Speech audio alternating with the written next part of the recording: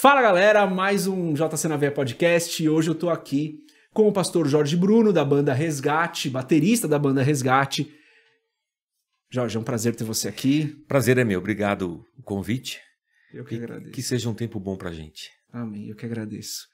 Cara, preciso falar, sou fãzaço da banda, não sou fã ali número 1, preciso admitir, mas logo que eu comecei a ir na igreja, eu me conectei muito com música cristã, me conectei muito com música cristã. Que ano foi esse aí?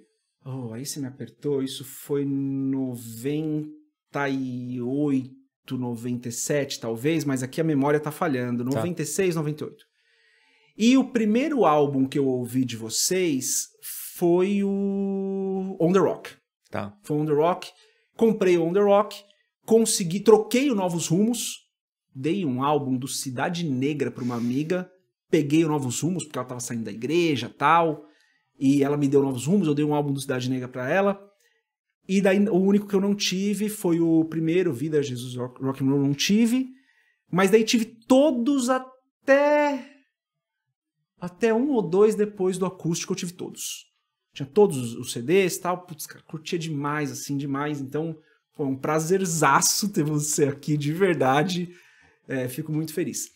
Mas eu tenho uma curiosidade, que a gente estava até conversando um pouco antes, nas músicas Rock da Vovó e História, tem história ali ou é inventada, é uma história inventada? A música, a história tem história. A música, a história tem história. Essa é a verdade. Meu pai, minha mãe tinha feito faculdade de filosofia. Meu pai, minha avó italiana.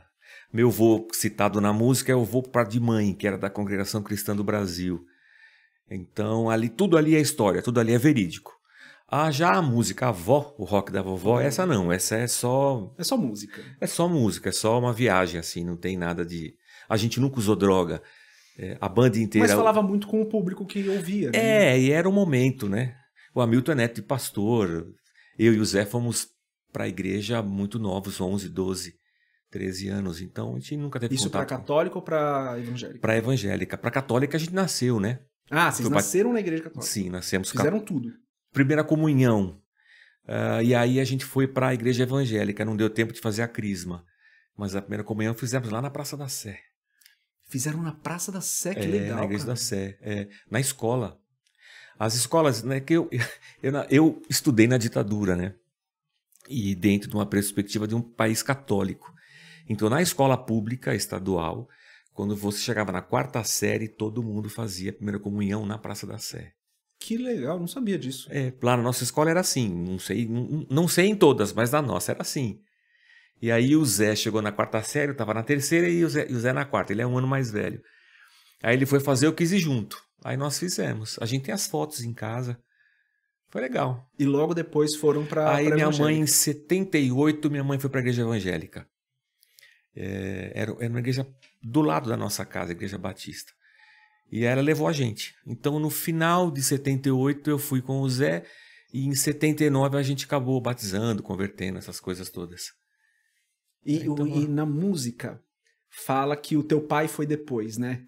Na verdade, meu pai quase não foi, né? Acho que meu pai acho que ele não queria se converter.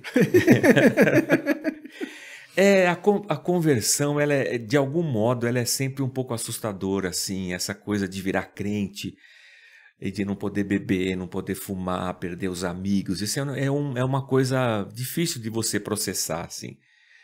E acho que meu pai nunca teve muito essa disposição. Então ele nunca foi assiduamente. Via uma vez por ano e olhe lá. Mas eu tenho no coração que ele teve um encontro com Jesus, assim. Eu acredito que ele tenha sido salvo. Eu vi meu pai fazendo oração de entrega, assim, de aceitar Jesus com Rex Humbard, assistindo televisão em casa. Então, assim, eu acredito que ele teve um encontro com Jesus, mas para a igreja ele nunca foi, não. E todo mundo de terno na igreja, o pessoal de terno porque colete. Era uma outra época, era um negócio bem difícil. Acho que ele acho que não deu. Acho que foi muito para ele. Era uma época onde ainda era muito... O choque cultural era grande, muito gigantesco. Grande, né, cara? Minha mãe foi, levou a gente ficou. Eu nem sei como, Porque eu e o Zé, a gente começou a ouvir música e nós ouvíamos Beatles, Rolling Stones, a gente gostava do Deep Purple. Então, e a gente ouvia essas músicas. E na igreja a gente cantava no coral. Isso. No coral sênior da igreja, cantávamos eu e o Zé. A gente cantava a linha de baixo. E no coro jovem. Eu não sei como a gente ficou. Porque a igreja era muito diferente da sociedade naquele momento. Muito, mas era muito assim. Mas a gente fez amizade lá e vou te falar, foi sensacional. Lá a gente já se envolveu com música. Tinha a bandinha na classe do departamento infantil, tinha a banda. Então tocava chocalho, coco, pandeiro. O instrumento principal era o prato. Sim. Mas isso era o Mauro que tocava, só ele tocava o prato. Só tinha um e só ele tocava. A maioria tocava coco, ficava batendo coco. Então a gente era criança, assim, 12 anos, 11, 12 anos. Logo a gente quis montar uma banda lá com os amigos. Vocês já tinham algum envolvimento com música antes da igreja? Não, meu avô tocava violão, meu pai tocava sanfona, minha mãe cantou música sertaneja com a minha tia. Então as teve duas irmãs. alguma... Não, sempre teve violão em casa. Isso. Sempre teve uma sanfona lá. Então a música sempre esteve lá em casa. Meu avô tocava violão também. Então assim, música foi uma coisa nossa, assim. Minha mãe ouvia muito Roberto Carlos, a gente ouvia bastante. Tinha discos, tinha vitrola, a gente gostava. Os seus pais ouviam o que normalmente? Meu pai gostava de Glenn Miller, que é uma orquestra de metais. Ele tinha discos até. Minha mãe gostava muito de Roberto Carlos. E eles não ficavam chocados de vocês ouvirem Deep Purple? Ah, não tive esse choque, não. Não tinha. A gente também não foi rebelde, não ouvia no último volume, tocando horror, não tinha nada disso aí. Ouvia lá no quarto. Não teve choque, não, foi interessante. A gente teve nos pais um incentivo muito grande para a música. Não para ser músico, sim, mas para a música. Para aprender, para se envolver. Para tocar um instrumento, meu pai deu, minha mãe comprou, a gente não tinha problema nenhum. Mas a pressão da minha mãe e do meu pai era para a gente fazer faculdade. A gente tinha que ter uma profissão. Vocês fizeram, né? Sim, os dois? Sim. Você fez odonto? Eu fiz odonto, o Zé fez engenharia. Então a gente tinha que ter faculdade. Nós dois passamos numa peneira de futebol de um time em São Caetano. A minha mãe não deixou a gente ser. Filho meu não vai ser jogador de futebol, vagabundo. Essa é a ideia que minha mãe tinha. Então, o Zé passou na peneira, eu passei também, mas a gente não foi. Mas jogava bem? O Zé jogava bem. Eu era bicuda, eu jogava lá atrás, era zagueiro.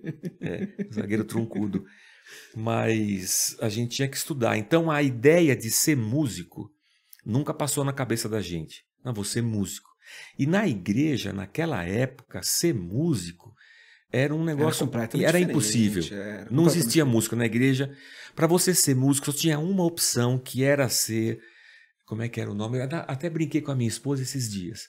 Ministro de música, ministro de louvor, ministro de música, que era um cara formado na faculdade teológica em música. Ele ia reger o coro, ele ia formar o coro dos jovens, o coro dos adolescentes. Essa era a função dele. Era única. E naquela época já tinha música cristã à venda ou na rádio, pelo menos? Rádio não. Tinha um programa de rádio... Eu não vou lembrar agora. Só para situar no tempo, a gente está falando isso... 79, 80. Tá. Tinha música, já tinha Vencedores por Cristo, a gente escutava bastante, muito. Tinha o grupo Elo, sim, que depois virou Logos. Isso. O Paulo César e o Jairinho. Tinha o pessoal dos Jovens da Verdade, que a gente já tinha um vinil deles, a gente não ouvia muito assim... O que a gente mais consumia era Vencedores por Cristo, que na nossa época era o que de mais avançado existia para a igreja. E eles eram um movimento... herético. Quase isso aí, mas eles eram bem à frente da igreja. Deles, Mesmo assim, era bem distante de Purple, por exemplo. Não tinha nada a ver. Mas era o mais moderno que tinha. A gente ouvia e cantava muito Vencedores na igreja. Boa. Se divertimos muito lá, eu e o Zé. E daí vocês... você falou assim, a gente começou a fazer uma banda e tal. Essa primeira banda ainda foi lá na Batista, certo? Sim, a gente ficou lá até... Nessa igreja Batista, eu e o Zé ficamos até 88. Ficaram bastante tempo. Bastante tempo. Pô, ficou bastante 88, 89. Acho que foi o nosso final lá. Lá a gente teve umas 2, 3 bandas. Com alguns amigos que até hoje são amigos. E a gente teve uma outra banda também com um cara da escola. Que no colégio... É difícil você achar um crente no colégio, no ginásio. Difícil, não tinha. Hoje é muito fácil, né? Hoje tem 8 bandas dentro da igreja. Aí apareceu um crente lá na escola, fazendo colégio com meu irmão. Aí a gente chegou a montar uma banda com ele, chamava Arca do Som, que a gente tocou uns tempos. Mas aí, o que aconteceu foi que o Zé começou a namorar uma moça na igreja que morava na Zona Norte, que hoje é a esposa dele, a Blanche, e lá na igreja dela ele conheceu o Hamilton, que tocava guitarra. Sim. E aí o Hamilton era metaleiro, gostava de Iron Maiden. E a gente um rock um pouco mais antigo, assim, Isso. mais Beatles, mais leve. Mas surgiu entre eles a ideia de montar uma banda. Então Você eles... já tocava bateria? Eu tocava, não... Então, tinha um baterista na igreja, o Sergião, lá na Igreja Batista. E ele já trabalhava, então ele tinha prato, ele tinha baqueta, ele não tinha nada. Mas era ele que tocava. Mas eu gostava de bateria, sempre foi o que eu mais gostava. Então o Zé falou assim, você não quer tocar? A gente monta uma banda. Aí você toca bateria nessa banda aqui, que nós estamos montando. Vamos. Aí ficou eu e o Zé, que era da nossa igreja, que tínhamos a nossa banda, e o Hamilton Marcelo, da igreja dele, que tinham também a banda deles. Só que eles dois e nós dois aqui formamos uma outra banda, que era a banda Resgate. Ah, desde o começo era a banda Resgate. Já desde o começo. Aí eu lembro que nessa época a gente teve uma ruptura na nossa igreja batista, e o Zé foi para a igreja batista da namorada, com o Hamilton, com o Marcelo. Depois de 6 meses eu acabei indo também. E o Resgate está ali, nasceu nesse trem aí, na igreja batista. E na época que o Resgate nasceu, o cenário era bem diferente, né? Ah, não tinha rádio, não tinha cenário. Não tinha nada de rádio cristã, será? Não, rádio cristã não. A rádio cristã só foi aparecer com a Renascer, que nem era Renascer. Era um grupo, a Renascer estava no meio, mas o Jorge Camargo também estava, que era na Rádio Imprensa. Mas isso já foi em 92, 93, não lembro. A época que... Foi quando estourou o movimento gospel, assim, mas não tinha disco, você não gravava disco, você não gravava... você tocava na igreja. Raro, Quando a gente começou o Resgate, a gente teve a ideia de gravar um disco. Vamos fazer um disco. Até a igreja batista, na época, a igreja batista em Carandiru. O pessoal se juntou, levantou uma grana, fizeram vaquinha pra gente conseguir gravar. Mas você não tinha cenário, não tinha onde tocar, tudo era muito caro, a gente era evangélico. Era muito caro. Era só por alegria mesmo, só por diversão, pra você dar risada. Mas é uma diversão que tá durando. E pra você tocar nas igrejas em volta, nos grupos de jovens. A gente tocou no congresso da Igreja Batista de Jovens de 88, com a banda que a gente tinha na Igreja Batista. Era pra tocar, pra fazer culto de jovens. Mas já era uma pegada meio rock. Não tinha rock. Com o Resgate tinha. Isso, com o Resgate. Antes disso não, antes disso... Mas com o Resgate sempre foi essa pegada mais rock. Pegada rock. Antes de Resgate, o máximo que a gente conseguia aí era Vencedores. Então você fazia um som parecido... Eu ouvia Deep Purple e fazia um som parecido com Vencedores. Eu só fui ter um choque na faculdade já. Porque na faculdade, eu entrei na faculdade em 88... que era esse período que a gente estava transitando, saindo da igreja que eu era para a igreja do Hamilton. Então eu tinha as duas bandas. Sim. E a nossa banda maior era essa banda antiga. Eu e o Zé, chamava Quenoses a banda. Eu, o Zé, o Samuel, o Sergião e o Pedro. Então, o Sergião era baterista, então. O Sergião era o baterista. Você tocava eu tocava violão... Tocava contrabaixo, tocava saxofone, eu fui estudar saxofone. Tocava alguma coisa que... Essa música aqui dá um pandeiro que eu vou tocar. E o Zé fazia o quê? O Zé tocava guitarra. Ele já estava na guitarra. Tá bom. E aí... E essa era a nossa banda. E eu tô na faculdade. E um rapaz, no primeiro ano, tocava teclado. Mas ele era rico, ele tinha teclado importado, tinha Holland.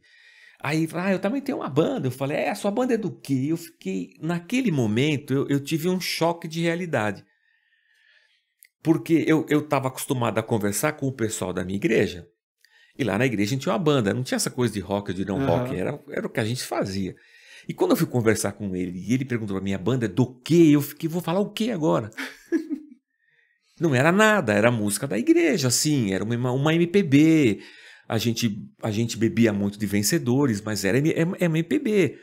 A gente ouvia também 14 bis, tinha umas outras coisas, mas a banda não tinha uma cara assim de rock, ela tinha uma cara de igreja datada daquela época lá, moderna para nossa comunidade, a gente era moderno, mas moderno dentro Dentro de uma caixinha daquela ainda. caixinha bem pequenininha.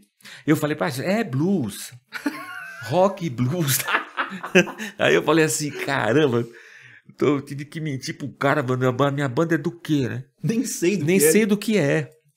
A nossa música de maior sucesso era um bolero dessa banda aí. Era um bolerinho que o Zé fez. Mas era o que tinha. Quando a gente começou o Resgate, a proposta já era fazer uma música para fora. Sim. A igreja que eles iam era mais moderna que a nossa, assim, mais jovial. Vou usar esse termo que é antigo, mas era mais leve. A gente cantava só hino, cantor cristão, tinha coral. Sim. Na igreja dele cantava corinho, tinha louvor no meio do culto. Na nossa não tinha. Sim. A gente fazia o louvor antes do culto. Porque durante o culto não podia. Ah, era Era bem na linha ali. Ainda assim tinha bateria, no culto de jovem podia, no salão principal não podia, no culto de jovem podia. Aí nós conseguimos subir com a bateria, mas louvor só antes do culto. E daí quando foi pra igreja do Hamilton, já Aí tava mais não, liberado. era bem mais leve. E lá, vamos fazer uma banda de rock, vamos? Aí foi rock mesmo, desde o início.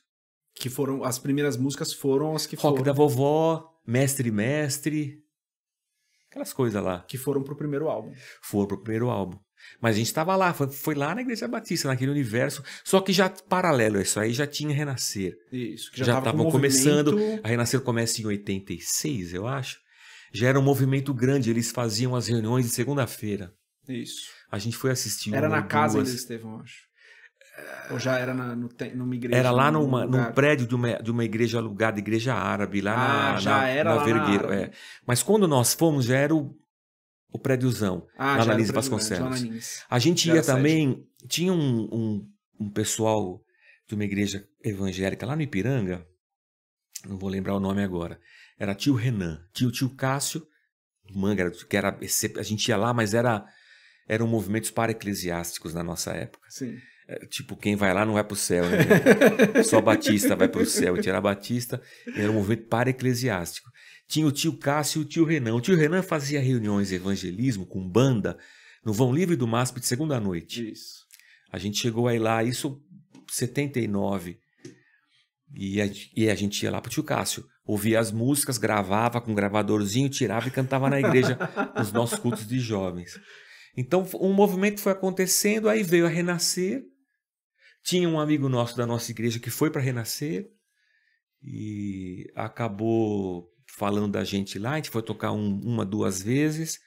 Aí aí já estava maior o movimento, a cena tinha o Terça Gospel, que era lá no Dama Choque. Foi legal pra caramba, a gente foi tocar. Eu lembro que eu estava na faculdade, levei uns amigos da faculdade ainda. Deve ter sido 91, 92, 91. E aí a gente resolveu ir para lá, para Renascer. Uma porra, aqui acho que é o nosso lugar.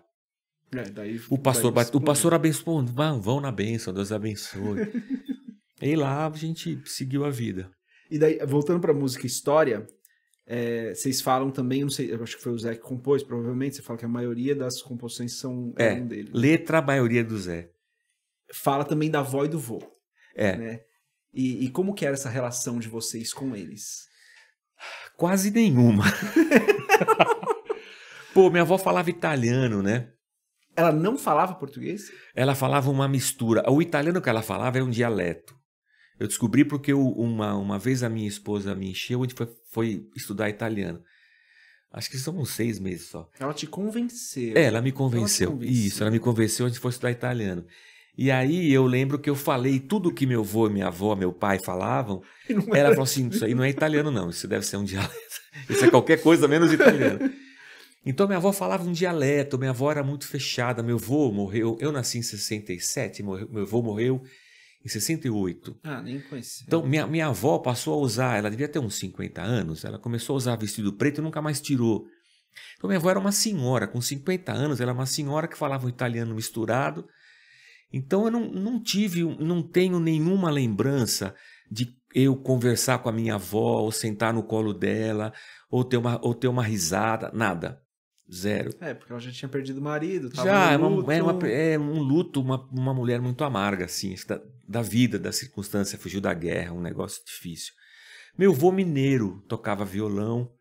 Esse meu avô, só que ele morava em Minas, ele vinha de vez em quando para nossa casa passar 1, 2, 3 dias. Perdão, esse outro vô... Por pai de mãe. Por pai de mãe.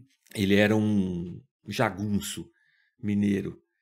Então ele vinha de vez em quando, andava com canivete, com garrucha, meu avô era muito louco. E aí ele se converteu na congregação, e aí ele ia em casa e reclamava do nosso cabelo. Aí Mas você chegou a ter o cabelão comprido também? Não. Nenhuma foto dos álbuns você tá com não, o cabelo comprido. Nem eu nem o Zé, na época que meu avô falava, nem eu nem ele, mas só de ter um cabelo, meu avô já reclamava. Pro meu avô, o homem é cabelo recruta, né, meu? Sim, sim. O homem é cabelo recruta, um bigode, sei lá. Mas assim, a nossa relação com ele também foi não muito próxima, assim, né? Mais distante, assim. De vez em quando ele queria sentar e falar da Bíblia. Mas aí a gente era moleque, tava estudando. Vô, tá. Mas não foi uma relação... Eu vejo hoje as minhas filhas, elas têm uma relação com os avós muito mais intensa do que foi a nossa relação. Mesmo assim, meu avô reclamava da nossa... assim, do cabelo. A minha avó fazia lá as comidas italianas. Isso é o que está na música. O que é bracciola? Bracciola era um bife a rolê que os italianos, ou a minha avó fazia, não sei. Mas não dá para saber, né? Mas que é um negócio muito barato. É uma mistura de farinha com linguiça e um bife enrolado em cima, assim. E bracciola a gente falava. Mas deve ser esse nome ainda. Mas foi uma infância muito divertida. Foi muito bacana. A igreja fez um bem desgraçado pra gente. Quer dizer, um bem cheio de graça, né? A igreja foi muito, muito boa. Muito. A gente aprendeu muito. Eu sou um fiel defensor de igreja local, de comunidade, de adolescente, de jovem, desse envolvimento, de você conhecer as pessoas. Isso aí deu para nós um desenvolvimento fora da curva. Você participar de uma assembleia administrativa, como é na Igreja Batista, e você ter que, pela ordem, pedir para falar, com 14, 15, 16 anos, você ser presidente de união de mocidade e ter que trazer um estudo todo domingo, essa vida assim, comunitária, ela traz... E a leitura da Bíblia na Revista e Corrigida, que era a Bíblia que nós líamos. É a que eu uso até hoje. Eu abandonei a Revista Corrigida. Eu uso até mas hoje. aprendi próclise, ênclise e mesóclise lendo a Bíblia. Porque é terrível, né? Como tem mesóclise na Revista Corrigida. Se fosse prova teste, eu ia acertar todas, porque eu sabia todas. Eu fui ler esses dias no estudo, nos vídeos de estudo, eu uso ainda a Revista Corrigida. E eu tive que regravar, porque eu me confundi na hora de ler a mesóclise. Eu falei, nossa. Não, é difícil. Mas isso aí trouxe pra gente o fato de você cantar em coral, de você olhar para a partitura. Eu acho que isso trouxe uma riqueza cultural que eu não teria no bairro onde eu nasci, por exemplo. Nasceu onde? No Ipiranga. Porque não tinha, também não tinha. Naquela época não tinha nada. Não era um bairro pobre nem nada. Era um bairro normal, todo mundo trabalhador ali. Mas na igreja você tem contato com mais coisas. Você, isso aqui é bacana, isso aqui, que legal. Então eu digo que eu aprendi muito assim a falar, a ouvir, a me relacionar, a respeitar os mais velhos, a conseguir conversar. Esse diálogo que a igreja que ela estimula e faz, eu acho isso aí muito importante. E fora isso tem Deus, né? Tem Deus, tem Jesus, estamos falando tem só a palavra. Da parte natural, da reunião de pessoas que congregam ali juntos. Sim. E desse universo intergeracional, né? Sim. Você tem todas as idades ali comungando. Isso é bacana pra caçamba. Me fez, pra mim, pelo menos, me fez muito bem. Cantar, tá junto, ter amizades. Cara, foi excepcional. Eu gravei tava gravando um dos vídeos, eu tava gravando um devocional de domingo e eu falei isso, né? Domingo é o dia de ir pra igreja, né? Sim. Então, Eu falei pro pessoal, né? Porque, cara, você tá na internet, é muito complicado, porque às vezes as pessoas se apoiam na internet numa pessoa que ela... A maioria das pessoas não me conhece ao vivo, então me ouvindo groselhar lá no devocional. E no devocional de domingo eu falei, vá para a sua igreja local. Sim. Vá para a sua igreja local, pelo amor de Deus. Vai congregar na sua igreja local, vai servir na sua igreja local, vai ser moldado na sua igreja local, porque os relacionamentos moldam, porque tem atrito, tem problema, tem dificuldade, tem alegria pra caramba, então vá para a igreja local. Eu sou um defensor, cara, da igreja local. Também. Acho que você tem que estar congregando com um grupo de pessoas e entender o que eles estão falando e congregar com pessoas que têm visões diferentes da sua. Sim. E conversar com essas pessoas e viver isso, porque senão, cara... Não, tem que ter. Eu sou defensor. Apesar de a pandemia, a internet, a transmissão de culto ter assim, trazido para nós uma realidade de você ter membros à distância. Pastor, eu sou da sua igreja, mas eu moro no Pará. Isso. Ok. Vamos andando aqui, vai escutando, mas o nosso objetivo é que você, com o tempo, encontre uma igreja local aí, saudável, vá lá, e você, porque você precisa disso aí. Essa interação é vida. Não tem como você, minha opinião, tá? Não tem para ser, não dá para ser evangélico, cara, sem igreja local. Não tem como você conhecer a pessoa se você não, pela internet, a versão que as pessoas conhecem de mim no devocional. Eu tava falando para você, né, que tem gente que acompanha o devocional todos os dias, cara. Todos os dias a pessoa tá ali comigo. Mas a pessoa conhece a versão... internet, cara. Que ela tá vendo ali. Que é uma versão que, pô, não entope a privada. É uma versão que, cara, não fala uma besteira. Que edita se fala alguma coisa errada. Então, cara, tem que estar na igreja local. A igreja local. Não dá pra falar de cristianismo sem igreja local. Eu acho. Assim, teologicamente, é o que eu penso. Apesar de Jesus não ter edificado essa igreja como a gente enxerga hoje, de domingo, canta 3 músicas, colhe oferta e prega. Esse modelo de igreja, historicamente, não tem nada a ver com Jesus. Mas ele fala, eu vou edificar a minha igreja, o meu povo. Que na Septuaginta, quando você tem no grego igreja, eclesia, é a mesma palavra que a Septuaginta usa para falar do povo no deserto. É a congregação, essa massa de gente. Então, essa massa de gente tem que estar junto ali, né? Ela tem que estar ali vivendo junto, em comunhão. Então, eu acredito muito na igreja. Se a gente for muito simplista, é o que Jesus fez, né? Mesmo que a gente não pense mesmo que a gente não faça a ligação do Antigo Testamento com o Novo Testamento, olha o que Jesus fez quando ele teve. Ele teve os discípulos dele mais próximos, ele teve 70 ali ou mais, 100 e poucos que não eram tão próximos, e teve a multidão, mas ele teve ali um grupo de pessoas que ficou com ele o tempo todo, e teve problema, e teve presepada, e fizeram besteira, e teve traição, e falaram... É isso, né? Esse é o exemplo que ele deixou, então... Mas eu devo tudo à igreja, assim, minha vida. Você não teve nenhum momento da sua vida, perto da faculdade, ali que você falou, cara, pô, vou abandonar tudo, vou desviar, Não. É um milagre, né, cara? Nada. Passar pela faculdade é... Cara, eu não sei. Na época que eu estava fazendo faculdade, a minha esposa também fazia. Ela fez Unicamp, ela morou lá, na moradia estudantil da Unicamp. Ficou 5 anos lá. Eu não sei. Mas vocês não eram casados? Não, tinha namorado. Tá. Eu acho que se há um lugar bom para ser cristão é na universidade. É ali. Porque a gente não é crente, não é do seu tempo. Passou um filme na sessão da tarde que chamava O Menino da Bolha, com o John Travolta. Ele tinha uma doença incurável, ele vivia dentro de uma bolha de plástico. Eu lembro. Nós não somos cristãos para viver dentro de uma bolha de plástico. Nós somos cristãos, a gente é sal, é para ficar misturado. Eu nunca tive essa crise. Eu fiz faculdade na área médica, a gente viu cadáver, mas eu nunca tive essa crise assim da minha fé contra a ciência ou contra a cultura ou contra... Cara, eu não sei, eu passei pela adolescência assim, cantando na igreja, louco para ter uma banda. As minhas filhas também foram para... A minha pequena agora tá no quarto... Minha pequena de 23 está no 4º ano da USP. Ela faz... Letras. Não vejo. Depois a minha esposa, agora já com mais idade, quando a minha Quando a mais velha passou no vestibular, a minha esposa prestou também e foi fazer pedagogia na USP.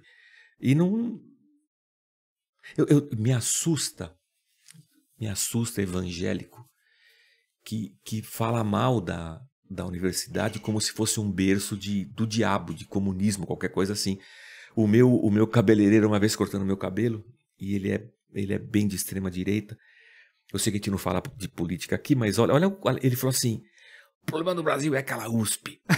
Se soltar uma bomba lá, nós estava bem. Eu falei, cara, você quer matar minha mulher e minha filha, mano?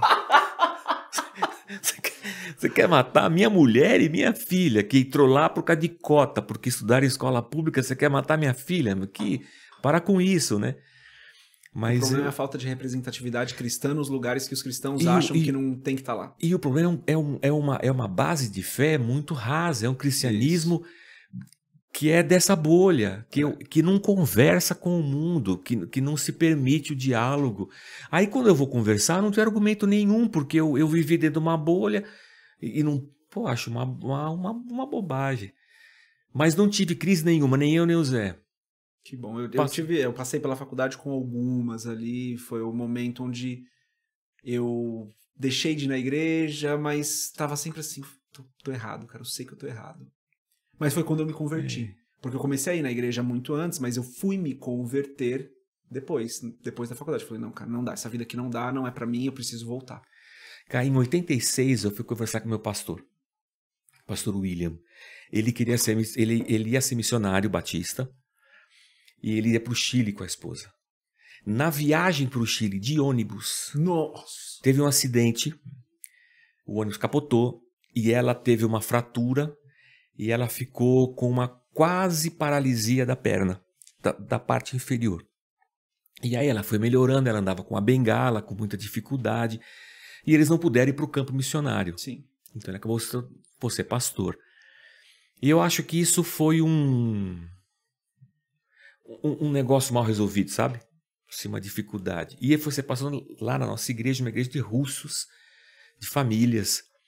E que não deve ser fácil. Igreja, eu sei que eu sou pastor, não é fácil administrar gente. Massa de gente, é sempre difícil. E eu acho que ele teve muita dificuldade. E na época eu fui conversar com ele que eu queria ser... Não é que eu queria ser pastor, eu tinha medo de ser pastor, mas eu tinha uma vontade, assim. E eu fui conversar com ele. Ele falou assim, esquece isso aí. Esquece isso aí, vai fazer uma faculdade, faz qualquer... Mas não pensa nisso aí. Eu acho que eu não teria coragem naquela época, eu não me via pastor dentro daquele universo batista. Como não me vejo também, não me veria hoje. Mas eu fui fazer a faculdade e tudo mais. Mas eu acho que a gente precisa formar jovens mais... que entendam, sabe, que leiam. Conscientes da palavra. Conscientes, que consigam, sabe, conversar. Senão é difícil, meu. E conscientes da vida numa cultura... Deixa eu tentar formular o que eu quero dizer. Conscientes do que é a cultura do mundo e o que é a cultura da igreja. Sim. No começo do papo, você estava falando, a igreja lá que eu estava, ela era culturalmente bem distante, né? E eu acho que existe uma questão que eu não sei explicar muito bem com a Igreja de Cristo na Terra, que é a gente tem que ser diferente, mas a gente não pode ser ausente. Porque não dá para eu ser igual ao mundo. Eu não posso andar, na minha opinião, eu não posso ter a cultura do mundo, porque a minha cultura é outra cultura. Mas eu não posso, porque a minha cultura é outra, eu não estar inserido aqui. Eu tenho que estar nesse mundo, mas eu não sou desse mundo. Eu tenho que estar inserido nessa cultura, mas eu não sou dessa cultura, mas a minha cultura é outra. Então eu tenho que permanecer fiel à cultura que eu tenho, mas sem me distanciar, porque senão eu não vou saber conversar com essas pessoas, Sim. Eu não vou saber dialogar com o próximo que está vivendo uma cultura completamente diferente. Então eu penso que a gente tem... Eu concordo com você quando você diz, a gente tem que formar jovens que saibam dialogar. Eu tenho que formar jovens que saibam de filosofia, Sim. Mas que saibam qual é a visão bíblica em relação ao que Platão falou, qual é a Sim. visão bíblica em relação ao que Sócrates falou.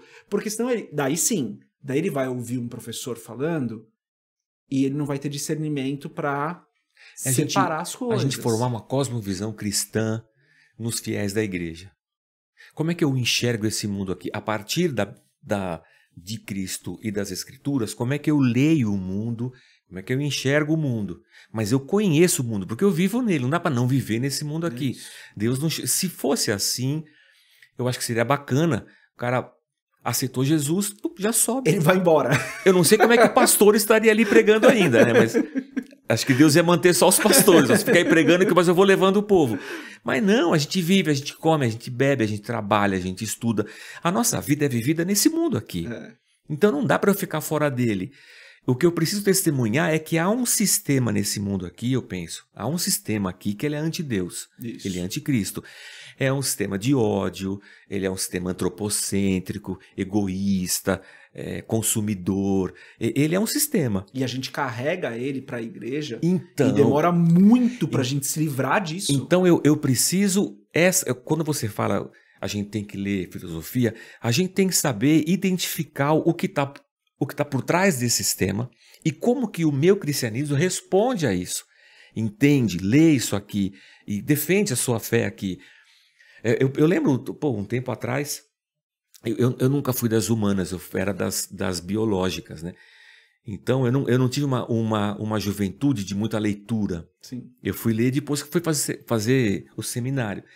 Mas eu lembro que o presidente da República meteu o pau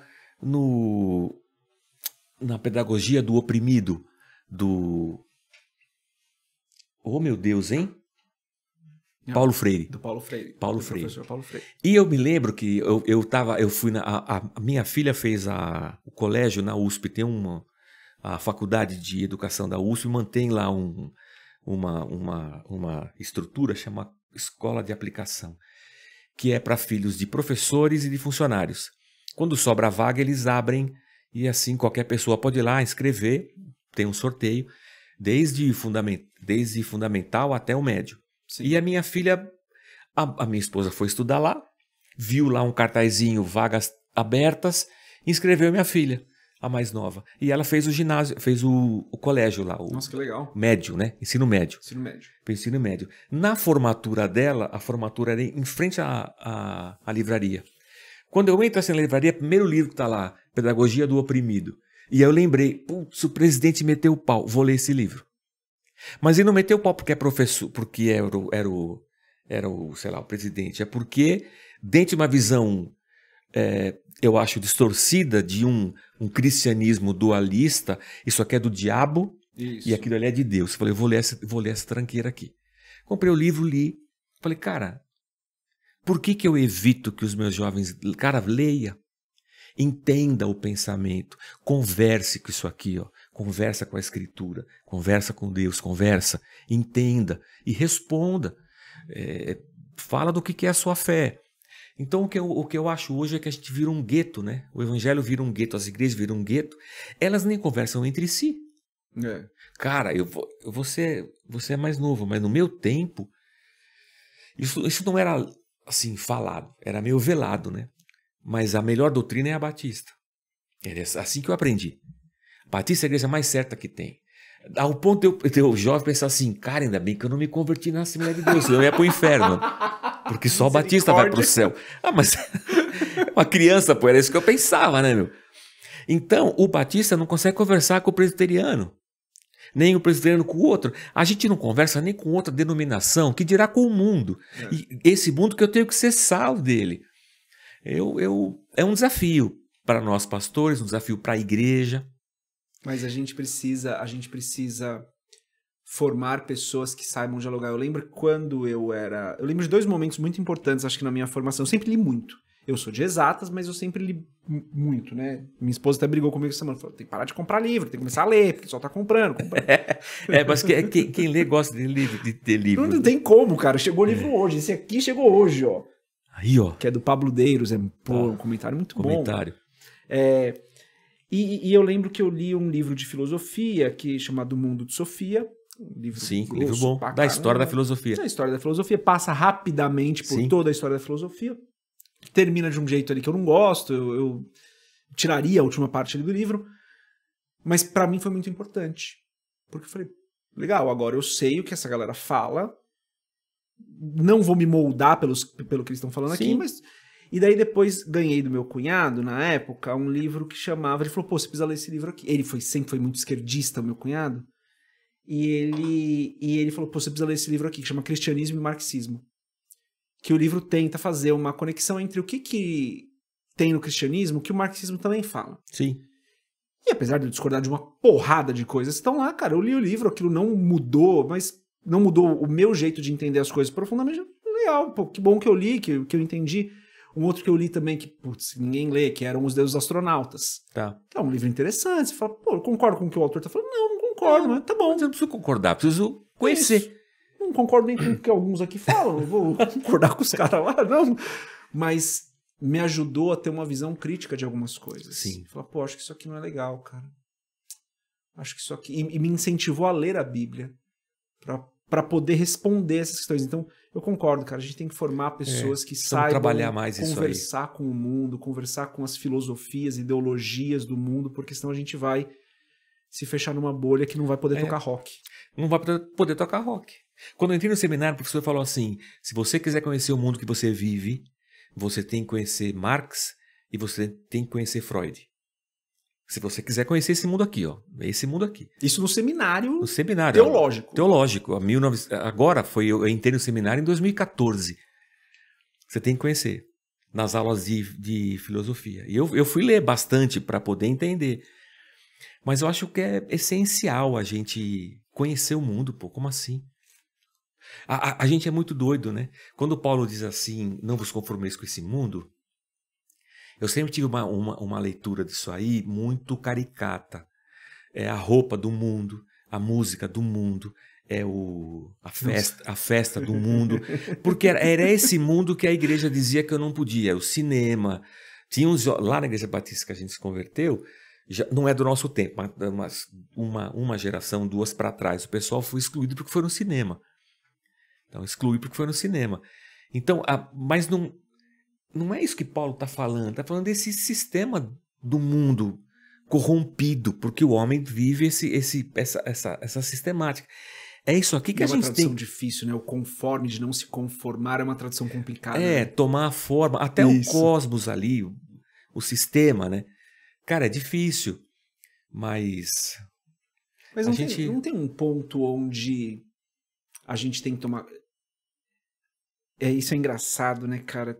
Eu creio, pra mim, que a Bíblia, no final das contas, ela é simples, ela não é tão complicada, não. Ela tem ali os preceitos principais e aquilo é o que importa, o resto a gente vai ajustando, porque o principal, cara, ame a Deus acima de todas as coisas, ame o teu próximo como a ti mesmo. Pronto. E a partir disso você vai derivar algumas coisinhas ali que são princípios e tá tudo bem. Mas tem muitas coisas que eu vou chamar aqui de mistérios, que são coisas que eu tenho... Eu falo, cara, isso daqui daria muito tempo de meditação. Que não tem um ponto onde eu concordo, a gente precisa formar essas pessoas, mas tem um ponto ali que é uma linha que a gente não pode cruzar, que, cara, se a gente entrar muito nesse mundo, a gente vai acabar se conformando com o mundo. Não tem... Nós já estamos conformados, né? Que é esse cuidado, né? Nós já estamos no mundo. A gente cresce, a gente não tem noção de quanto esse mundo molda o nosso caráter, a nossa mente e a nossa espiritualidade. A gente foi moldado, não dá para evitar isso aí. Eu olho a minha formação e a das minhas filhas, elas vivem num outro mundo. Eu não vivi nesse mundo delas aqui, eu não cresci nesse mundo delas. Sim. Elas têm uma outra visão de mundo. Eu sou muito mais preconceituoso do que as minhas filhas. Eu sou muito mais xenofóbico do que as minhas filhas. Porque elas cresceram num outro momento. Elas de uma certa maneira, esse mundo está moldando a gente. Isso. É impossível a gente ser lido fora do nosso tempo, né? Da cultura que a gente foi formado. Então a gente já está lá. Eu já estou aqui. Eu preciso entender isso aqui. Eu preciso conhecer quais são as forças que movem, da onde vem, para onde vai, para que eu consiga formular minha fé aqui dentro. Mas a igreja acha que se tirar, e se eu não enxergar, não vai doer. Não, cara, eu já estamos aqui nesse balde aqui, nós estamos todo mundo jogado nesse mundo aqui, e esse mundo vai moldando. Eu ouvi uma experiência, um pastor assembleano, professor de ética no Mackenzie. Eu esqueci o nome dele, tá? Mas eu esqueço o nome de todo mundo. É o Bitum. É o Bitum. Pastor Bitum. Ele dava aula de ética no Mackenzie. E ele fez um exercício de ética com os alunos de direito do Mackenzie. E depois ele fez esse exercício com os alunos, com o pessoal da igreja dele. Aham. E eu fiz isso com o pessoal da minha igreja. E ele falava assim, quem aqui quer se formar e quer ter uma família, e você quer ter uma casa, e você quer ter um bom trabalho, você quer ter uma boa renda, você quer talvez ter uma casa na praia. Ele falou um monte de coisa. Sim. E todo mundo disse, eu quero. Todo mundo queria quer, sei lá, uma carreira, todo mundo quis. Aí eu falei assim, por que ninguém quer, por exemplo, acabar de fazer direito e advogar questões das minorias e ajudar onde não tem e você dedicar a sua vida para servir o outro? Por que isso não é um desejo seu? Sim. Quem foi que formou em você esses desejos? Quando eu levei isso para a igreja, foi assustador. Porque eu percebi que na igreja nós estávamos ensinando os nossos filhos a escolherem a faculdade que dá mais dinheiro. Isso. Então, se eu estou formando o meu filho para adorar o dinheiro, eu tenho um Deus errado na minha vida. Se é o dinheiro que conduz a minha vida e a escolha que eu dou para o meu filho, o dinheiro é o meu Deus e vai ser o Deus do meu filho. Por que ele escolhe pelo dinheiro e não pela vontade de Deus? Quem é o Deus dele? Aí eu tive um choque e a igreja também teve. Mas quem colocou isso dentro de você querer uma profissão, uma casa, um carro? Mas foi a igreja.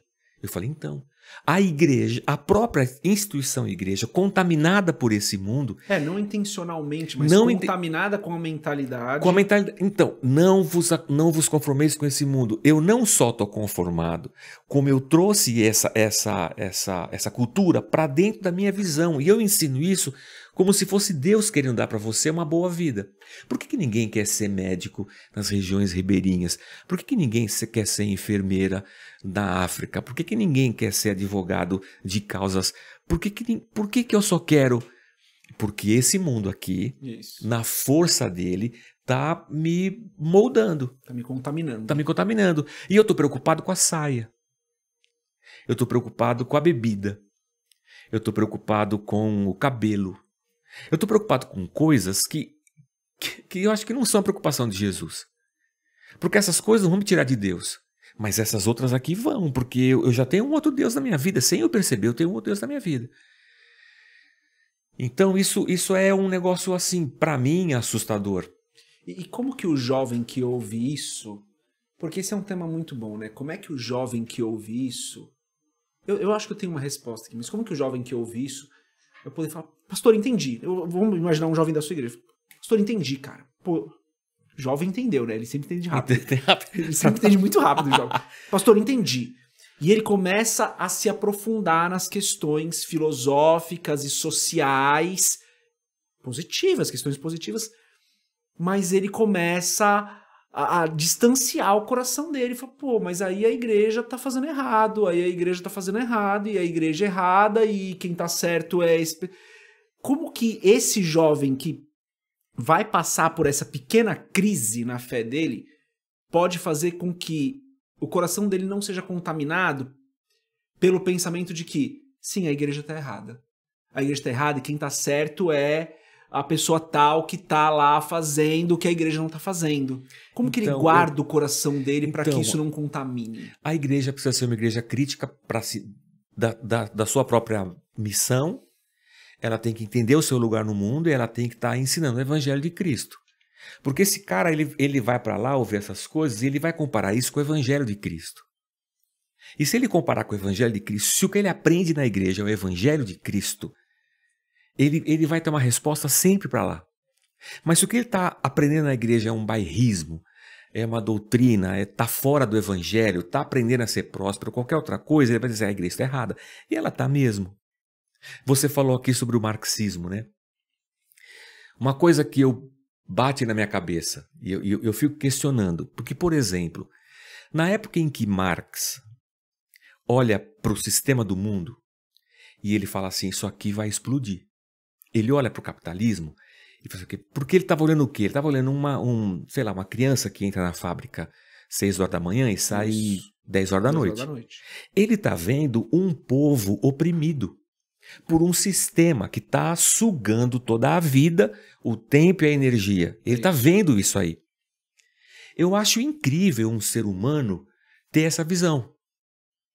Ele está vendo, enquanto está todo o sistema querendo ganhar com isso, ele está olhando e dizendo, isso aqui está errado. Por que a igreja não falou que estava errado? A igreja devia dizer que estava errado. Era a igreja que tinha que ter feito essa leitura e dito assim, esse sistema aqui está errado. Não, a igreja abraça. A igreja abraça a burguesia, porque se o catolicismo tinha abraçado o rei, o protestantismo abraça a burguesia, eu não posso dizer não, por uma coisa que eu estou abraçado. Com o que a igreja está abraçada hoje? Quais são os nossos valores? O quanto que o evangelho dentro de nós faz com que a igreja confronte essas coisas e ensine que essas coisas aqui vão te levar para o buraco, porque elas vão levar mesmo, e forme um evangelho parrudo dentro do seu povo. Então, só que se eu não aceitar uma crítica, se eu não puder sentar na mesa e dialogar e conversar e olhar para dentro da minha instituição, da minha teologia, da minha cosmovisão e discutir e ensinar isso aqui, nós vamos ficar vivendo uma religião. Mas não tem também um ponto de terceirização da responsabilidade na sua fala que a gente deveria tomar cuidado, que é o seguinte, a igreja tem que falar sobre isso, concordo perfeitamente. Mas eu tenho a minha responsabilidade como cristão de, do mesmo modo que eu vou ler o Mundo de Sofia, sim, eu tenho que me aplicar na leitura da Bíblia. E eu não posso terceirizar isso para o pastor Jorge Bruno, que me ensine a Bíblia da maneira mais bíblica realmente possível, porque o pastor Jorge Bruno é um ser humano que vai chegar um dia que, putz, não tá tão legal e acabou, sem maldade, eu vou falar uma besteira ali. Sim. Não tem uma questão de, cara, você tem como cristão a sua responsabilidade de... Sim, todos nós temos. Mas a lente com a qual a gente enxerga o mundo é a lente que formou a nossa cosmovisão, né? Perfeito. Então eu vou para o texto e eu não vou para o texto para ler o texto, eu vou para o texto para justificar aquilo que eu acredito. Ah, sim, perfeito. E é uma falha grave, né? Esse é um ponto muito grave. É uma falha grave. E nas igrejas, eu sempre volto para a igreja porque nas igrejas, ao invés de eu tirar a lente, vamos ler aqui, ó. Vamos conversar, vamos ver o que Jesus falou e essa leitura a Bíblia é incrível, porque eu estou lendo a Bíblia, mas é ela que está lendo eu, né? E ela não lê só a minha, ela lê a nossa comunidade, ela lê os nossos valores, ela está contestando a gente. Se eu não tiver a liberdade de fazer essa leitura e de ensinar as pessoas a fazer essa leitura, a minha leitura talvez seja sempre um pouco caolha. Mas você não acredita que o Espírito Santo, ele revela? Pô, revela. Claro. Tá aí Lutero, claro. Tá aí Calvino e um monte de gente na história.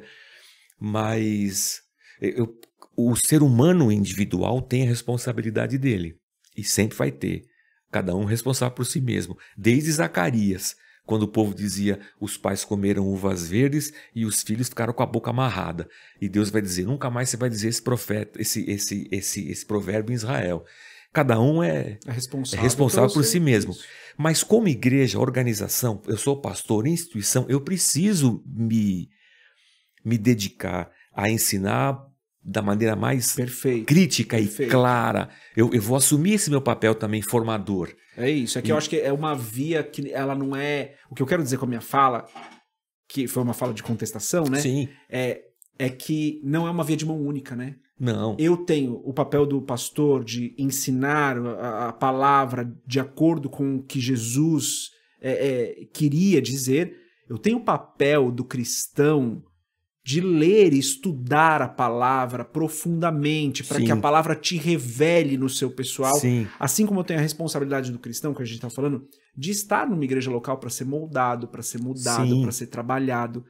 Assim como eu tenho a responsabilidade do cristão também de dialogar com o mundo sem se afastar, sem condenar sem condenar o mundo, mas dialogar. Sim. Então eu acho que é uma via sempre que... Porque o que eu vejo, e aí eu não vejo nada, né? Mas do pouco que eu vejo, às vezes eu vejo que rola essa terceirização da responsabilidade. Cara, o pastor tem que me ensinar, e é ele que fala. Eu não vou ler a Bíblia, cara. Eu não quero assumir a culpa, né, meu? E nem a responsabilidade por mim mesmo. É isso. E a igreja fortalece isso aí, eu acho uma meleca, viu? A meleca, assim, você tem teologias e interpretações que dizem assim, você tem que estar sujeito ao seu pastor, porque ele é autoridade sobre a sua vida. E o que ele falar, você tem que obedecer. E isso já é uma opressão, porque mas eu não posso questionar, eu não posso ficar em dúvida, eu não posso perguntar. Não pode perguntar, porque isso aí é rebeldia. Mas ele está falando errado. Mas se ele está falando errado e você obedece, você vai ser abençoado, porque vai cair na conta dele. Isso chega numa ponta assim, se ele está mandando você pecar, você pode fazer, porque a culpa vai cair nele e não em você. Isso é uma infantilização da fé. Eu estou criando uma dependência ignorante. O que ele falou está falado. E as igrejas fazem isso, elas interpretam tudo errado a Bíblia. E aí eu tenho um povo que não lê, o pouco que lê entende errado, não conhece nada, tem medo do mundo e tem medo de Deus, porque nesse tipo de igreja, se você for estudar no mundo, você vai perder a fé. E se você for fazer teologia, você vai perder a fé. Então o que eu faço? Eu não faço nada, fica aqui e acredito no que eu digo. Aí não, né? Aí não, né, pô? Quer dizer... que assim, eu creio, eu pessoalmente creio que existe uma relação dentro da igreja de honra, mas não uma relação de domínio. Então, eu tenho que honrar os mais velhos, eu tenho que honrar os mais experientes. Isso é bíblico, mas né? eles não me dominam, eles não me... Mas a teologia que está em voga hoje é do domínio, né? Assim, É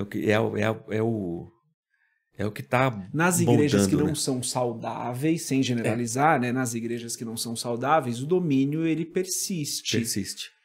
E de novo, daí eu vou voltar para minha responsabilidade como cristão. Eu tenho a minha responsabilidade de ter um senso crítico e falar, eu honro a vida do meu pastor.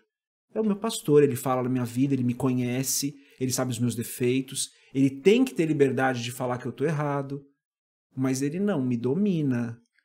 Ele não me domina. Eis um movimento difícil. Ele não me domina. Ele é o meu pastor e eu honro. Eu amo a vida dele, cara. E, pô, eu faço tudo que eu puder pra estar com ele, porque é uma pessoa que me conhece, mas ele não vai me dominar. É difícil. Esse é um movimento difícil. Que o fiel tem que lutar contra toda a estrutura, assim. Eu penso em Calvino lutando contra toda a estrutura católica, ou Lutero. Que era de domínio, né? Mas é difícil. Eu sou mais daquela... Como eu sou pastor, eu sou mais o crítico da instituição. Eu não quero permitir que a minha instituição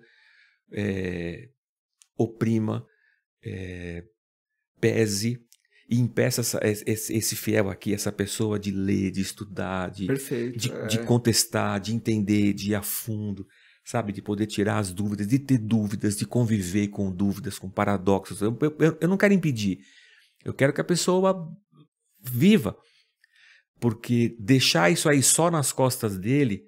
Às vezes, é o que eu falei, é uma via de mão dupla. Via de mão dupla. O pastor que ele é responsável pelo rebanho, Sim. Ele tem que ensinar a Bíblia, ele tem que tomar cuidado com isso, para ele não dominar, porque senão ele não é um bom pastor, né? Pô, a palavra fala isso, é só ler a Bíblia, gente. O pastor deu a vida. Ele dá a vida pelas ovelhas, mas também tem a ovelha que, pô, para de cair no buraco, né, ovelha? Eu estava pregando domingo. Quando Jesus entra no cenáculo com os 12 para celebrar a última Páscoa, e tem lá uma bacia e uma toalha, e é o servo que tem que lavar o pé, e ninguém pega, e Jesus vai lá, pega a bacia, ele está quebrando toda a estrutura hierárquica do futuro, porque naquele tempo não tinha. No primeiro século você não tem nenhuma conotação hierárquica e nenhuma função eclesiológica. E se tivesse, seria ocupado por ele, que é Deus. Mas nem ele fez, pô. Ele se esvaziou, ele virou servo. Ele foi para a cruz. E ele pega a bacia e lava o pé de todo mundo. Morreu. Essa estrutura hierárquica, hoje, quando você fala tem que honrar o pastor, sim, eu também acredito. Pô, é um homem de Deus, a gente deve respeitá-lo. Assim como os mais velhos, nós devemos respeitá-los.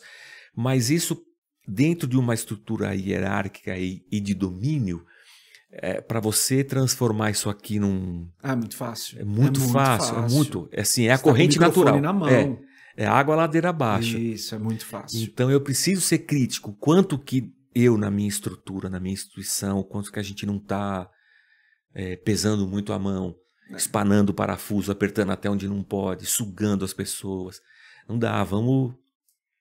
Eis o nosso desafio. É né? muito complexo, né? Complexo. É muito complexo. Eu falo isso pro pastor Rafael, eu falo, cara, eu tenho que saber diferenciar quando eu tô falando com o meu amigo e quando eu tô falando com o meu pastor. Porque, cara, eu creio realmente que eu tenho que ter um cuidado ali. Eu tenho que, como eu falei, tenho que honrar a vida dele, cara. E honrar não significa, no meu entendimento, claro, pô, tô só nessa igreja há 20 anos, cara. Tô já há um tempo na caminhada. Acho que consigo separar algumas coisinhas menores ali. Honrar não significa que eu não vou pensar. Sim. Honrar não significa que eu não vou ter opinião. Honrar não significa que eu não vou conversar com ele e falar, olha, aqui eu não sei se eu penso assim, cara, eu discordo um pouco. Vamos falar sobre isso? E tem que estar tudo bem, entendeu? Tem que estar tudo bem. Já não pensou? Não tem que ser um drama, né? Tem que Mas ser um drama. É a rebeldia, é o pecado da feitiçaria. É o pecado da feitiçaria, é ótimo. Mas você já tem os textos pensados e prontos. Eu falei domingo na pregação que um amigo meu de ministério, eu era bispo, né? Ele era bispo como eu. A gente não tem que pensar, a gente tem que obedecer. Eu falei, cara, mas como é que eu faço então? Tem que pensar sim. Como é que eu dispenso? Assim, como é que eu... como é que eu não penso mais? Como é que eu volto? Porque não dá... Como é que eu entro de novo nessa caixa aí? Não dá, cara. Deus fez a gente com cabeça, com cérebro. Não tem como. Você não segura. Você não segura as pessoas assim. Você segura a pessoa no amor. A base... Você segura, né? Então, mas você segura até que um momento ela... Opa! Quando ela acorda, ela fala, o cara me enganou. 10 anos, 20 anos. E daí sai amargurado. Aí a culpa não é do cara, a culpa é de Deus. Essa pessoa não se vota contra o pastor, você vota contra Deus. Porque Deus permitiu, porque Deus não... Você vê o tamanho do negócio? A gente como pastor, a gente bate aqui e o cara vai botar a culpa em Deus. Porque eu sou representante de Deus, de um certo modo, né? Então, pô... Esse cara falou que a gente não pode pensar. Mas não tem, a gente tem que pensar. Deus não fez a gente bicho, Deus fez a gente homem, mais semelhança dele. Agora eu vou jogar isso fora e vou me colocar... Eu vou terceirizar a minha relação com Deus pro meu pastor ou pro meu líder de célula, seja lá o que for. Cara, não posso fazer isso. Porque a minha vida Deus deu para mim. Eu tenho que viver ela. Eu tenho que tomar minhas decisões. Ele deu para nós o poder da escolha e eu vou ter que me responsabilizar por elas. Sejam boas ou ruins. Eu escolhi. Eu conversei isso com meu filho esses dias. Eu falei, filho, você tem 15 anos, cara. Em muitas culturas você é um adulto. Você começa a tomar suas decisões e você se torna responsável por elas. Você tem que entender que são as suas decisões. São as suas consequências das suas decisões. Você sabe que a gente fez uma festa junina na igreja uns anos atrás. Minhas filhas eram mais novas. E assim, tem uma regra na igreja lá. Criança e adolescente pode tudo. Assim, eles são o núcleo da nossa comunidade. Eles podem. Pode gastar mais verba, pode investir, pode fazer festa, pode dormir na igreja, pode fazer acampamento, acampar dentro, pode soltar bomba. Vocês são a igreja. Então pode. E minhas filhas são ovelhas da minha igreja, né? Aí elas iam fazer uma festa junina e ia ter a dança, né? A quadrilha. E aí na quadrilha tinha uma música do mundo. Não sei que lá do Flow na época lá a música. E quando eles estavam ensaiando a quadrilha, dois adolescentes que estavam chegando com os pais ficaram muito escandalizados porque a música era do mundo, porque não sei o que e não sei o que lá. Aí ficou aquela mal-estar, sabe? Eles estavam lá em cima, a gente estava lá embaixo na festa, eles lá em cima ensaiando a dança, para descer e demonstrar. As minhas filhas, vamos lá falar com meu pai que meu pai vai deixar. Já me conhecendo, né? Eles desceram. Aí ficou aquele monte de adolescente em volta de mim. Pode ou não pode? Aí eu falei assim. Essa pergunta é terrível, Terrível. né, cara? Aí eu falei assim. Que você volta pra lei. Então, aí eu falei, pode ou não pode? O que diz a música? O que fala a letra da música? Fala assim, assim, assim. A letra não fala nada. A letra tá de boa mesmo. Ok. Mas a Bíblia diz que eu não posso escandalizar o meu irmão. Isso. E que a minha relação com meus irmãos é de amor, de isso. respeito. Então, vocês vão ter que tomar uma decisão. Se vocês colocarem as músicas, as músicas não estão erradas. Teologicamente, vocês não estão errados. Boa. Mas se isso for ferir, vocês vão ter que tomar uma decisão. Se vocês abraçam o que vocês entendem como justo e correto, e que se lasque essas duas pessoas, ok. Ou vocês vão abrir mão de tanta convicção. Não, tudo bem, a gente pode pôr, mas pode também não pôr. Você não está feliz? A gente não coloca, só para você ficar bem. Agora vocês voltem lá e tomem a decisão entre vocês se vocês vão colocar ou não. Aí eles subiram, desceram e não estava a música. Isso. E eu fiquei feliz. Mas eu não vou tomar a decisão por eles, a decisão é de vocês. Até porque senão fica fácil, né? Fica fácil, não tem regra no evangelho. A lei é amar a Deus e ao próximo. Agora está tudo escrito no coração. Você vai ter que ir lá diante de Deus, dobrar o seu joelho e buscar em toda a história bíblica como Deus age, e você vai ter que agir. E a tua lente é essa.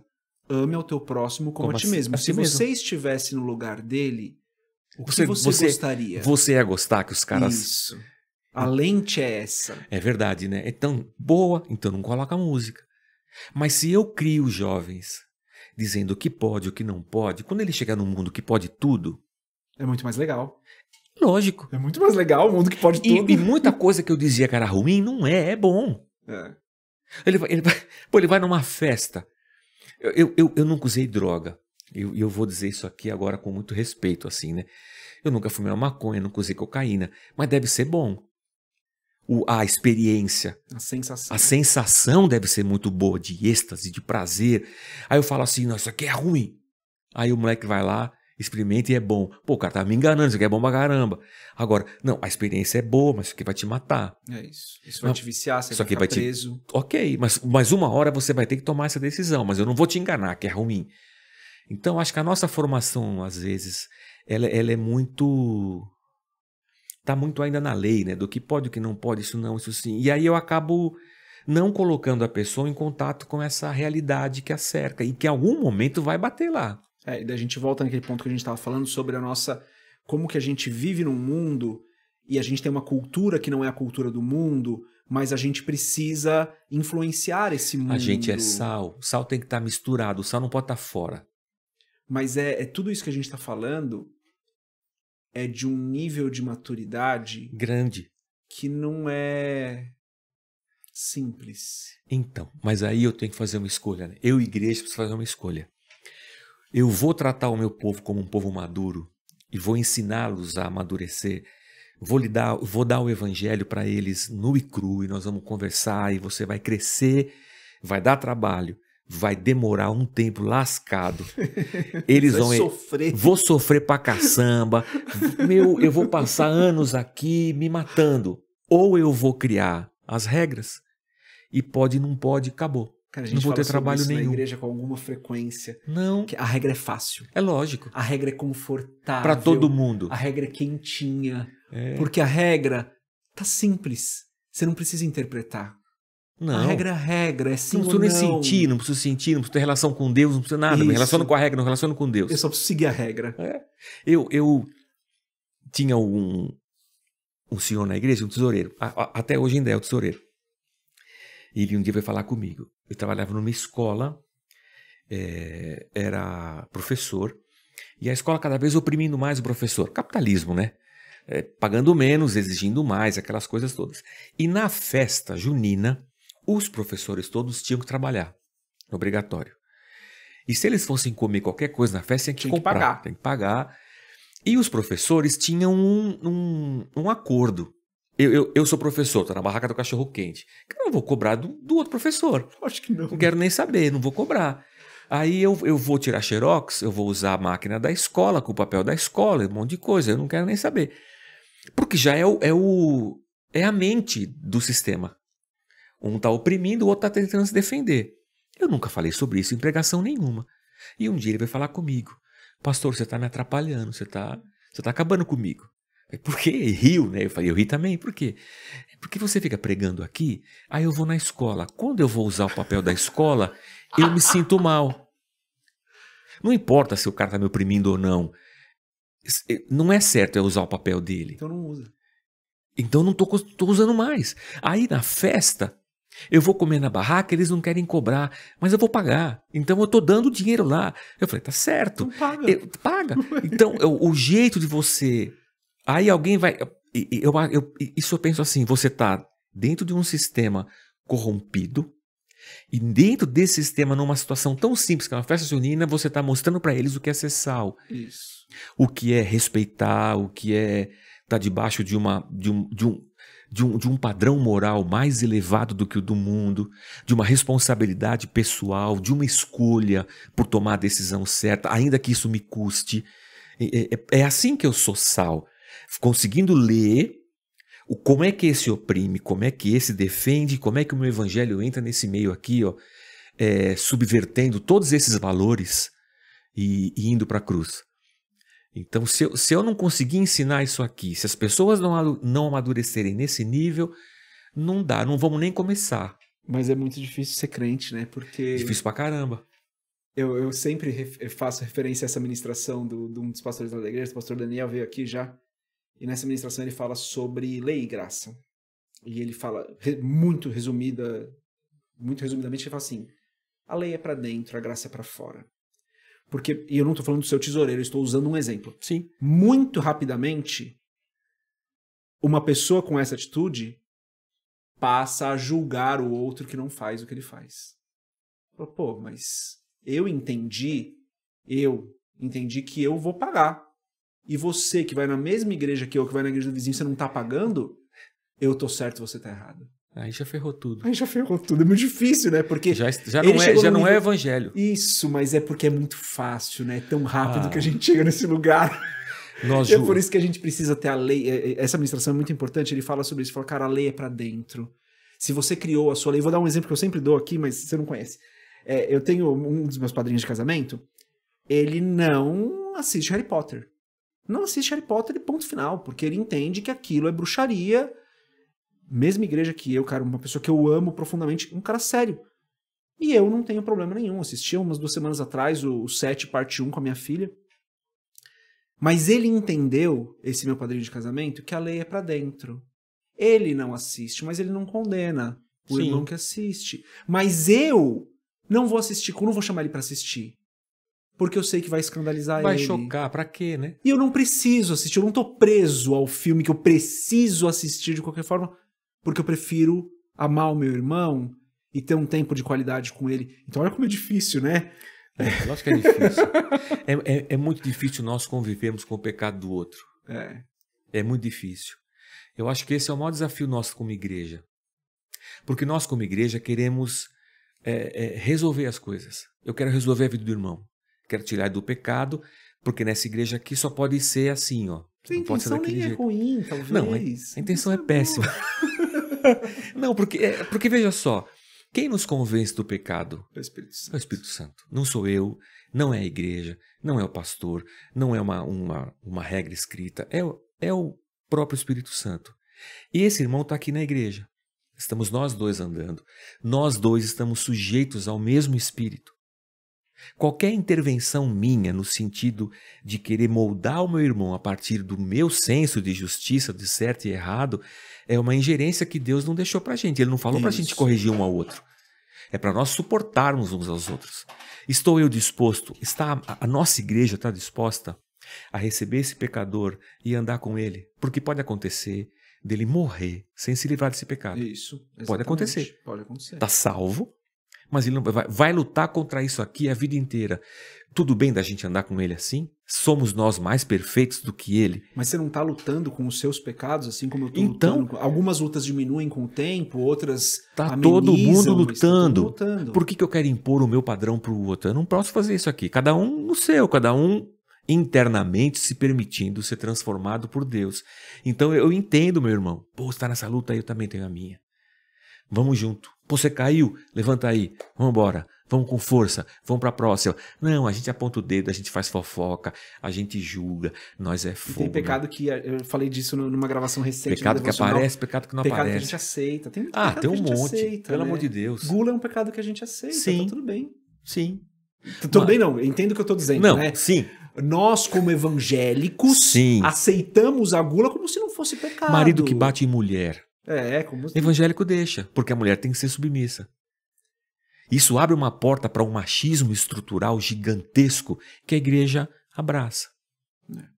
Maridos adúlteros. A igreja faz vista grossa. Mentira, corrupção. Claro que é uma generalização grosseira, né, gente? A gente não tá falando da sua igreja. Não, a sua igreja não. Não, é a minha. É só a minha. Quando eu falo assim, é só da minha. É uma generalização grosseira que está sendo feita aqui, pelo amor de Deus. Tudo gente. aquilo que não aparece, a igreja não tem problema. O que aparece. Se aparecer, aí a igreja vai, cai em cima e julga. É incrível isso aí. Tem muita coisa que eu falei, tem muita coisa que eu tava falando disso no devocional esses dias. Tem pecado que a gente decidiu que a gente vai aceitar. E que tá tudo bem. Falar mal do irmão tá tudo bem. Tá tudo bem. E não pode. Tá tudo bem falar mal do irmão. Divórcio nós aceitamos. A gente aceitou, assim. A igreja aceitou. De alguma maneira, ela permitiu. A Bíblia diz que não pode. Mas a colocação de Cristo é incrível, né? Porque quando você pega Deus criando o casamento, antes da queda, né? E você tem Jesus falando depois da realidade da queda. Isso. E depois da realidade da queda, mano, é difícil você... É a queda, né? Mas no meu tempo de igreja, eu digo isso porque no meu tempo de igreja não existia gente divorciada na igreja. Não podia. Mesmo que ficasse num casamento extremamente agressivo, Você não, psicologicamente. você não pode divorciar porque vai pro inferno. Hoje, eu tenho na minha igreja divorciados. É difícil, você não consegue mais ter uma igreja evangélica que não tem uma pessoa divorciada e que casou de novo. Eu acho que de alguma maneira a igreja talvez tenha entendido que não impossível, nós vamos ter que aceitar. E que também são casos e casos, né? Pelo Sim. amor de Deus, a gente não tá falando da mulher que apanha o marido tem que ficar casada. Não estou falando de nada, estou falando só de como a igreja, ao longo dos anos, ela foi encontrando um jeito de adaptar. Eu acho que no caso do divórcio, pro bem, para poder a pessoa ficar lá escrava, não pode. Mas eu digo que a igreja, ela é muito, às vezes, tem um farisaísmo assim, né? Porque pimenta nos olhos dos outros é refresco para mim, né? Então, se eu puder execrar aquele ali para esconder o meu, isso. Então bate nele lá, vamos bater, tem que ficar 6 meses sem participar da ceia, aí, porque pecou. Enquanto estou batendo ali, o meu está escondido aqui. Então a gente tem que amadurecer e falar, erramos e vamos acertar, mas conviver com o pecador a gente não quer. É muito complicado. Aqui é muito difícil ser crente. Não pode ser crente, aqui, não, isso aqui não igreja não é lugar para esse tipo de gente. Como assim? Que tipo de gente? A igreja é lugar de pecador, né, meu? De todo tipo de gente. Eu preguei um domingo desse aí sobre 2 Coríntios 5. Eu fico assim... que palavra é essa? Encantado. De 2 Coríntios 5 dizia assim que Deus estava em Cristo salvando o povo sem levar em conta o pecado deles. Fala, como assim? Nós, igreja, levamos em conta o pecado das pessoas. Para ser dessa igreja aqui, para ser aceito como membro, para poder aqui, eu levo em conta o pecado. Não pode. E Deus, em Cristo, morre e salva sem levar em conta o pecado. Porque se for levar em conta o pecado, todo mundo para o inferno. Todo mundo para o inferno. Não tem ninguém se salva. Por que a igreja hoje tomou o papel de Deus e do Espírito? E leva em conta o pecado das pessoas. E quando Deus não leva, Eu li isso na igreja. Eu li e falei, vou ler umas 3, 4 vezes aqui, porque isso aqui é assustador. Eu quero ter controle. Eu quero... Cara, que difícil, eu nem sei por onde entrar nesse assunto, difícil. Mas tudo bem. Não, mas é o que a gente estava falando, né? Ser cristão, primeiro, é muito difícil porque a gente não pode terceirizar a nossa responsabilidade.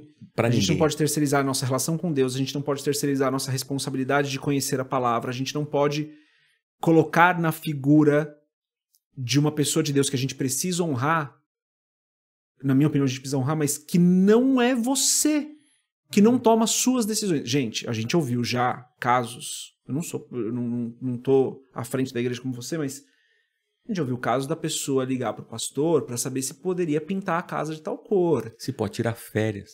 Eu falo, gente, pelo amor de Deus, no nosso caso, graças a Deus a gente tá numa igreja muito abençoada, muito madura, o pastor fala, pelo amor de Deus, cara. Pinta a sua casa. Pinta a sua casa. Ah, mas pastor, eu posso trocar de carro? Troca de carro, você tem dinheiro, troca de carro. Você quer um conselho que se você não tem dinheiro nenhum, você tá sem emprego, você quer trocar de carro? Talvez não seja o melhor momento, mas, cara, é a sua decisão, é a sua vida, conviva com as suas consequências. Então o que a gente tava falando é isso, né, cara? A gente não pode terceirizar a nossa responsabilidade como cristão, a nossa responsabilidade com Deus, a nossa intimidade com a palavra, a nossa intimidade com Deus para a figura do pastor. Sim. Assim como o pastor não pode exercer domínio sobre as ovelhas. Sim. Porque ele não é para dominar as ovelhas. Eu acho que Lutero fica se remexendo lá no túmulo. Porque uma das heranças boas que nós temos da Reforma é esse fato de que cada crente é sacerdote de si mesmo, né? É isso. Nós somos um reino de sacerdotes. O véu rasgou por Jesus, o véu rasgou de cima e embaixo, e Deus sai do templo, né? Eu não estou lá. Onde está Deus agora? Está dentro de você, dela, de mim, Deus está dentro da gente. E cada um é responsável por si mesmo. Não é mais o sacerdote que vai entrar lá no Santo dos Santos para apresentar você. É você que vai. Então não terceirize, porque é você que tem que ir. Aliás, não tem nem mais santo do santo para você ir. Deus já habita na gente. Se vira aí com as suas... assuma suas consequências. Assume seus BO. Assume seus BO. Mas é isso, acho que eu vou fazer a minha finalização aqui, mas vou pedir que você também faça a sua. Eu nem sei que oração. Ah, tá bom.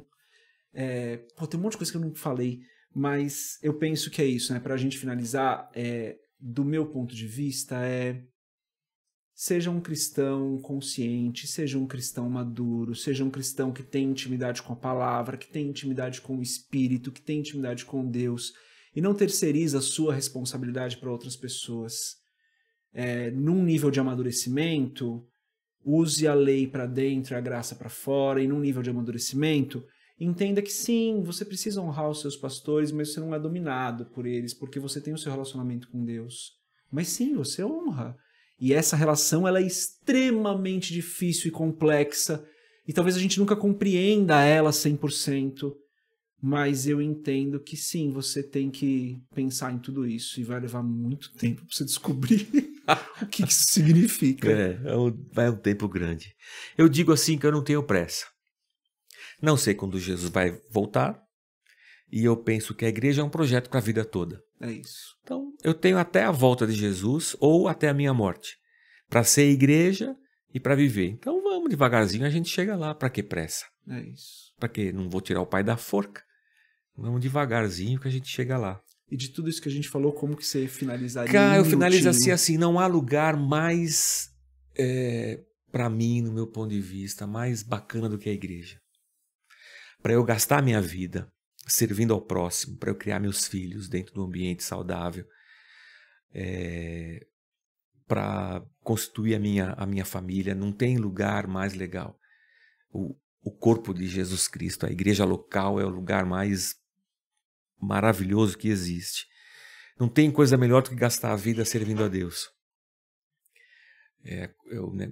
Ainda que eu não seja um pastor, aonde quer que seja, onde quer que eu esteja, eu vou ser um servo de Deus, eu vou dar testemunho dessa minha fé. E em qualquer lugar eu posso honrar Deus e adorá-lo, sendo o profissional que eu for. Então, doe-se para a sua igreja, porque é a melhor coisa que tem. Sirva a Deus, porque não tem nada melhor. Um olho no gato o outro no peixe. A Bíblia aqui, o jornal aqui, ó. Eu vou entender esse mundo aqui e vou responder para eles com as escrituras, né? Eu tenho uma palavra para esse mundo aqui, eu tenho uma resposta. Porque que Jesus é a resposta, eu sei. Mas qual é a pergunta que esse mundo está fazendo e que eu não estou escutando, né? Que pergunta esse mundo tem feito hoje? Quais são as dores e as dúvidas e as inquietações, os domínios que operam nesse mundo tenebroso aqui?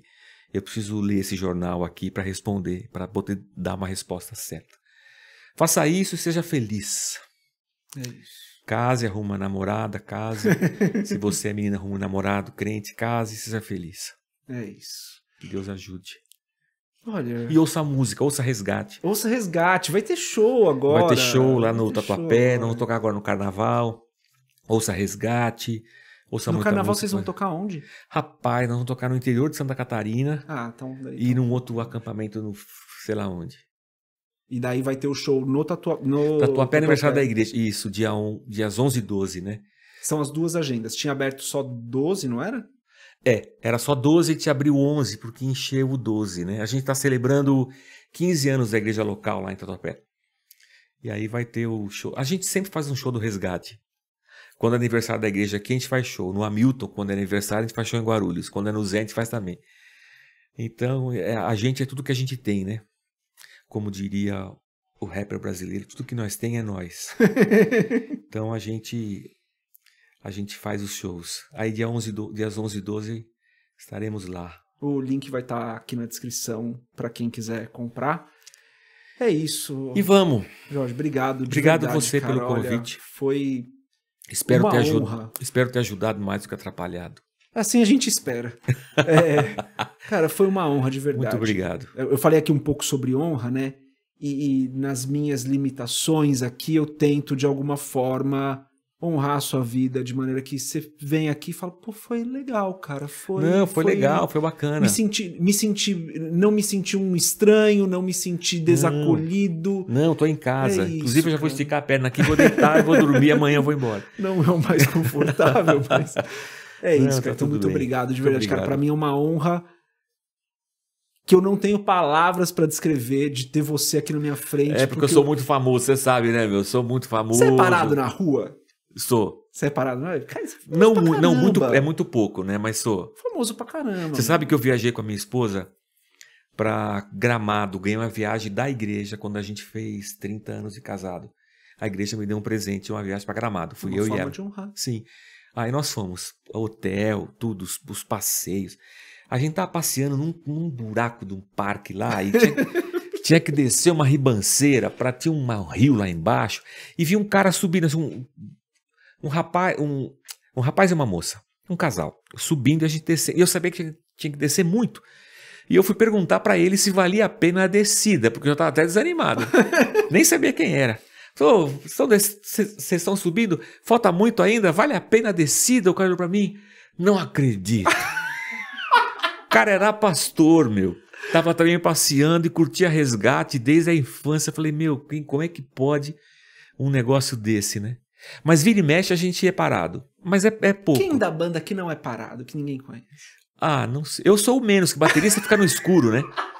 O baterista não é nem músico. Mas se a gente anda junto, Aí todo mundo para. aí para muito. Então... É muito engraçado. Mas a gente lida bem assim. Eu acho que eu pararia sei lá, o Bomilcar no meu tempo. O Nelson Bomilcar, o Jorge Camargo. E para mim eles eram assim, ídolos, né? Pô, o cara toca, o cara tem um disco dos vencedores. Mas eu acho que existe uma coisa saudável aqui.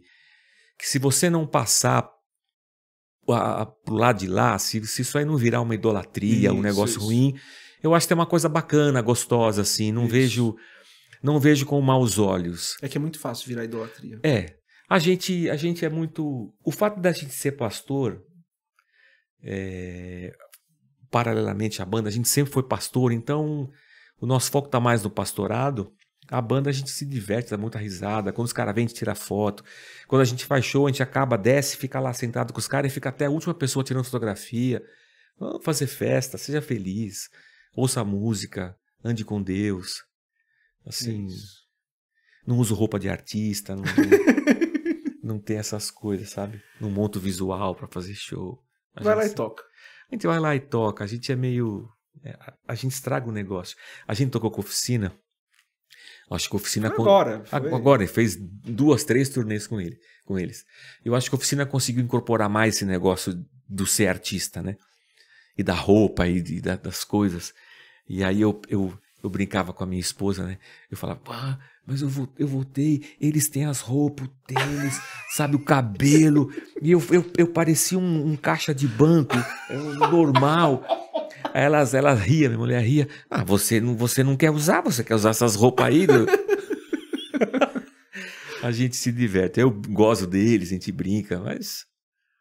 A gente tem muito a banda com missão, assim, né? Como privilégio que Deus deu e vamos manter. A gente tem alguma coisa para falar, então... acho que é mais missão do que um negócio artístico. É muito legal. Jorge, obrigado, cara, de verdade. Obrigado você. De verdade mesmo, assim, fiquei honrado de ter você aqui. Eu tenho vivido aqui, você perguntou no podcast antes de começar a gravar, cara, eu tenho conversado com pessoas bastante gente, né? Jamais imaginei que estariam aqui, cara, e ela sabe, né? Eu tão famoso, né, meu? Poxa, ô Tati, você vê, Tati? Eu sou um cara tão famoso, né? Porque pra mim, cara... É o resgate, é inatingível. É engraçado isso, né? É inatingível, É engraçado isso aí. Caraca, você me mandou o primeiro áudio que você me mandou, né? Eu tava conversando por texto, você me mandou áudio. Eu fiquei assim, falei, cara, tipo, ele me mandou áudio? Eu falei pra um amigo meu, que ele é de uma outra igreja, eu falei, Pacheco, olha que me mandou áudio. Tipo, eu fiquei feliz mesmo. Tem essa questão, eu sou muito bobo, né? É isso. Mas, cara, a gente outro dia encontrou olha que eu tô ficando velho, meu. O vocalista do Paralamas do Sucesso, Herbert Viana, no avião. E aí, não tem como não parar pra falar com ele. Cara, paramos pra tirar foto, né, meu? É lógico. Pô, deixa eu tirar uma foto. Eu encontrei o baterista uma vez na Feira da Música. Pô, deixa eu tirar uma foto, né, meu? Não posso. Então, acho que vale. Essa admiração, acho que é legal. Contanto que não seja idolatria. Eu admiro tanta gente que tem um valor, tem falado coisas relevantes. Então, é isso. Tá de boa. Gente, Tati, muito obrigado por quem viu? ficou até aqui. Obrigado, que Deus André. abençoe poderosamente a sua vida. E é isso aí, ó. A gente se vê na próxima. Deus abençoe. Paz.